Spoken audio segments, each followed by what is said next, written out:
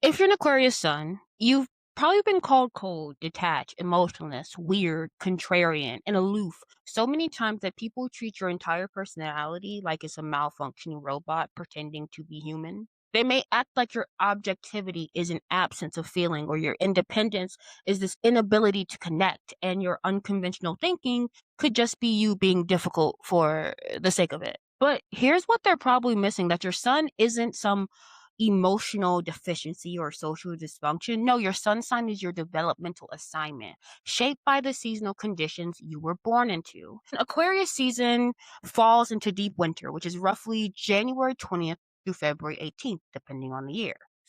And this is in the coldest, harshest part of the year when individual survival depends entirely on collective systems, innovation, and the ability to think beyond immediate circumstances. See, this isn't about being emotionally broken or socially inept. It's about being born into the season that teaches systematic thinking, collective intelligence, innovation under constraint, and the specific kind of wisdom that comes from being able to detach from personal emotion to see the larger picture. So, what people call Aquarius traits could actually be deep winter survival strategies. And I want to correct the misunderstanding. Number one, people think you're cold when you're actually operating from universal principles instead of personal feelings. You see, I think the cold accusation is what Aquarius probably hears most, and it fundamentally misreads how you process emotion because you're not cold, you're principled. You see, deep winter can't make choices based on individual preferences or immediate emotion because when resources are scarce and survival depends on systems,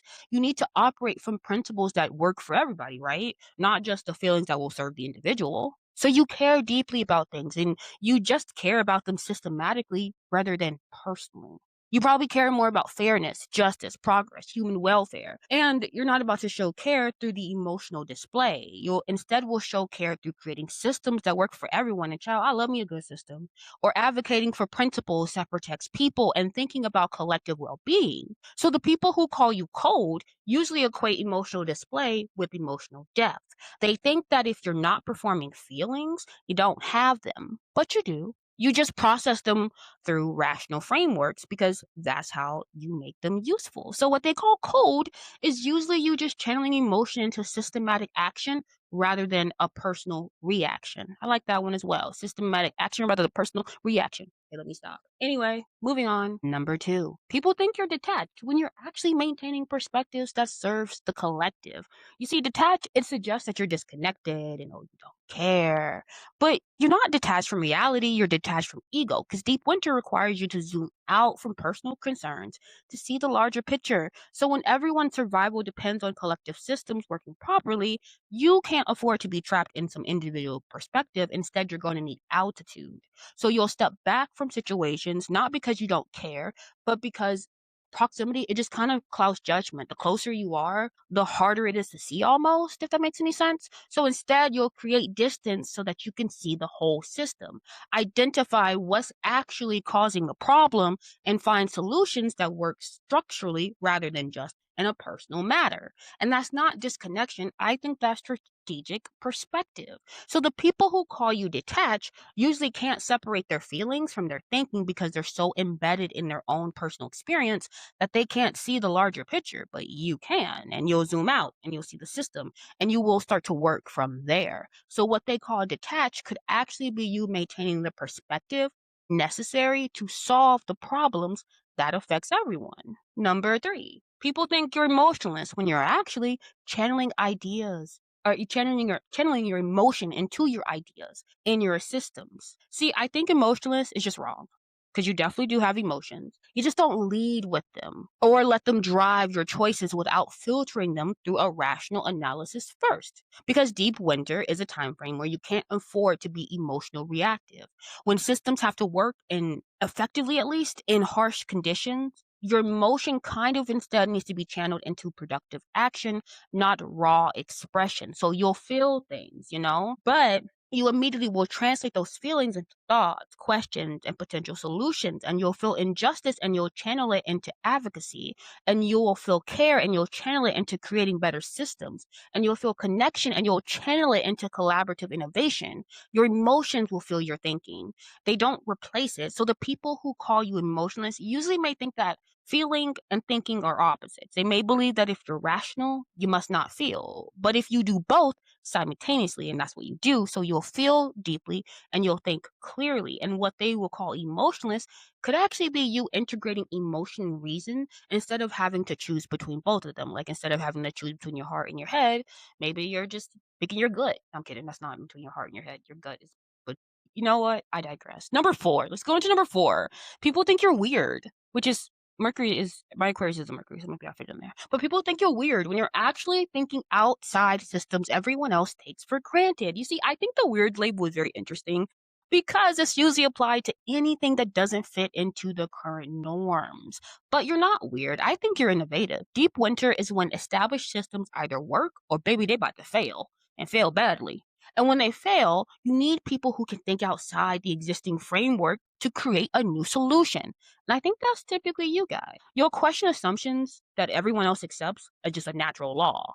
And you'll see that most normal things, quote unquote, are just conventions that become habits. And you're willing to try approaches that sound strange because you're not attached to doing things the way they've always just been done.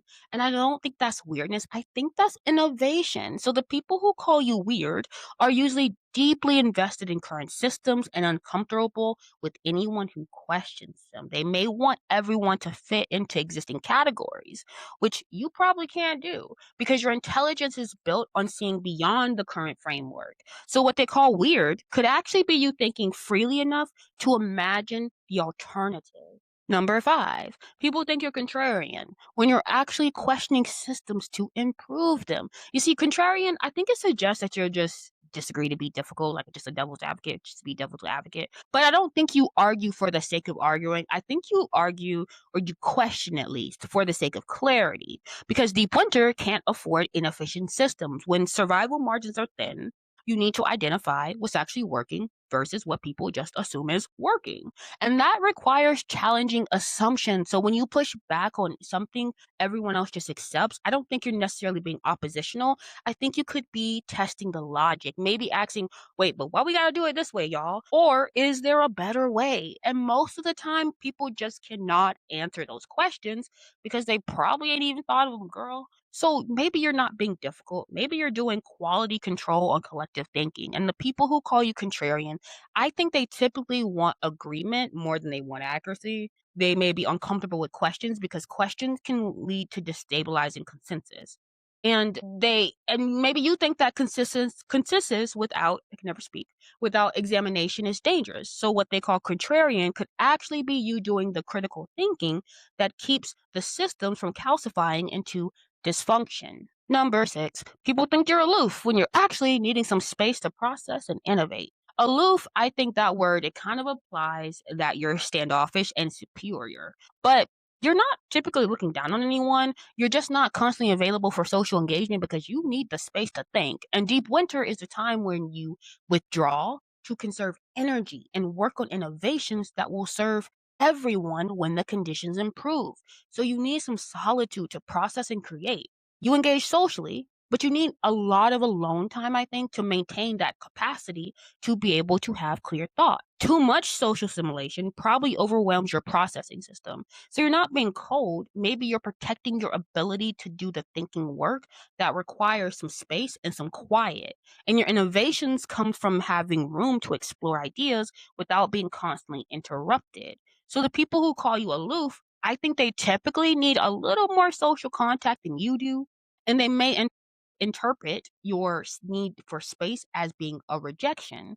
They may think that if you actually value them or care about them more, you'd always be available constantly. But you may not be able to do that because your contribution to the collective requires you to have some processing time alone. So what they call aloof is actually you maintaining the conditions that allows you to innovate. Number seven, people think you're commitment phobic when you're actually protecting your independence to serve some larger goals. I think this is a little bit different from like Sagittarius commitment issues because I don't think you're afraid of committing to stagnation. I think instead you're kind of protecting your freedom so that way you can think independently and pursue the collective good. Because deep winter, it requires individuals to maintain independence within the collective systems. You can't be so enmeshed in personal relationships that you lose this ability to think objectively. So you'll commit to relationships, projects, and causes that end up respecting your need for autonomy and supports your ability at the same time to contribute to a collective progress. What you won't do is merge so completely with someone that you lose your independent perspective. And I don't think that's fear. I think that's more so of understanding that your value, it comes from you keeping your unique viewpoint and protecting that. So the people who call you commitment phobic probably want some more fusion rather than partnership. I'm a Pisces. That's kind of how I am. So they may want you to prioritize personal connection over everything else. And you probably can't do that because your developmental assignment requires you to maintain independence so that you can think freely. And so, what they call commitment phobic is actually you protecting the autonomy that even makes your contribution possible in the first place. Number eight, people think you're elitist when you're actually operating from merit based rather than some hierarchy based type of system. See, elitist, I think it suggests that you are thinking that you're better than others. But I don't think you're really hierarchical at all. I think you're more like egalitarian. I can never say that word, but I think you're more like radically that. Because deep winter shows that you survive, that your survival depends more on everyone's contribution, not on some status or position. So you evaluate ideas based on whether they work, not just on who suggested that. So you may come across as dismissive of authority, tradition, or credentials because you don't really think those things even automatically confer validity. Validate. Never talk validity. I know how to say that word. I just couldn't get it out. But yeah, you just like the titles may not be titling for you. Okay, they just okay, cool. You're this person. Nice. But let me actually hear what you're actually saying. You may want to know if that idea is actually sound, not just well, because you have some impressive type of title. So you'll listen to anyone if they're making sense, and you may even just end up ignoring the experts if they're not making sense for you. So the people who may call you elitist, maybe they benefit from some hierarchy or status. Maybe they're uncomfortable with your willingness to ignore the rank and to evaluate everything on a merit instead. They may think that you're arrogant because you don't defer automatically to authority. So, what they call elitist could actually be you being genuinely democratic in how you evaluate ideas. Number nine, people think you're unpredictable when you're actually following internal logic that is invisible to any other.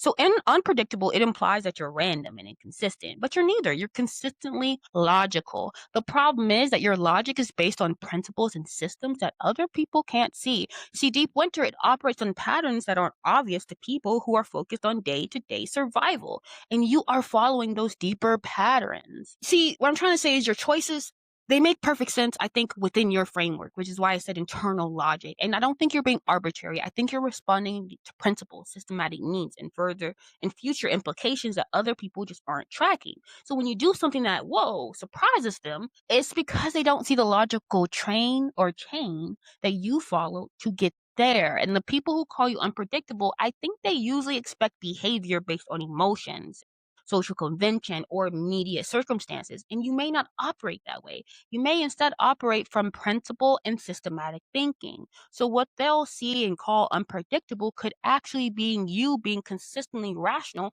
in ways that they're just not equipped to track. Last one, and number 10. People think you're stubborn when you're actually committed to principles that have been tested. This kind of feels a little bit more like my point eight a little bit. But stubborn feels and suggests that you're rigid and unwilling to change, but you're not inflexible, you're principled. Because Deep Winter can't afford to abandon systems that work just because they're unpopular. Once you've tested something and verified that it functions, you gotta commit to it.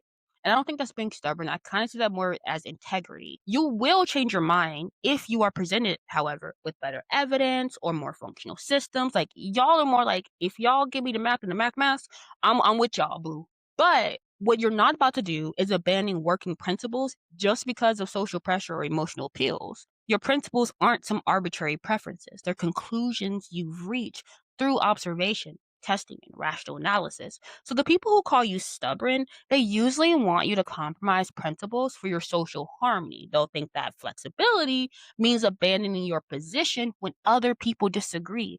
And you may think that flexibility means being open to better ideas while still maintaining commitment to what's proven to work. So, what they will call stubbornness, you're stubborn, could actually be you having integrity around principles you've verified. So, the bottom line is if you're an Aquarius sun, you're not cold, detached, or emotionless. You're a deep winter specialist, baby. You're built for systematic thinking, collective intelligence, innovation under constraint, and the kind of wisdom that comes from being able to see beyond individual circumstances to structural patterns. So when people call your negative traits, I think they could actually be sophisticated strategies for the season you were born into. Because you're not here to perform emotion to make others comfortable. You're here to channel feeling into systematic change. You're not here to be consistently available socially. You're here to maintain the space necessary for innovation. And you're not here to defer to authority and tradition. You're here to evaluate everything on merit and improve systems that no longer serve. The people who get you, I think they understand that your rationality isn't coldness, it's clarity, that your detachment isn't disposition. Your detachment isn't disconnection, it's perspective. Your question isn't contrary, I lost my notes. It's quality control. And your independence isn't aloofness, it's the autonomy necessary for genuine contribution. And the people who don't get you will be asking you to be warmer, more emotional, more conventional, more socially available, and let them. I think you've got more important work to do, like maintaining the capacity for innovative thinking that creates the systems everyone will need when the old ones inevitably fail.